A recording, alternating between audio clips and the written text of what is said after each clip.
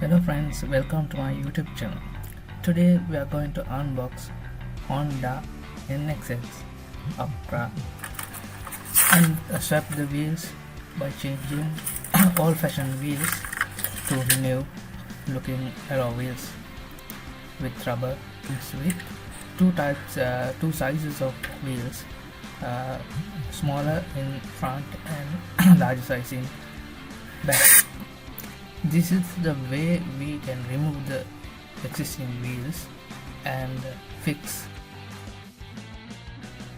You can use a drill to remove the rivets and remove the parts of it and remove the wheels.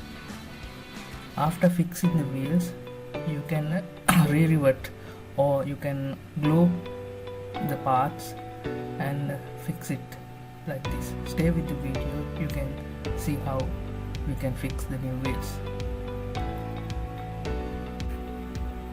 Please remember to subscribe to our channel,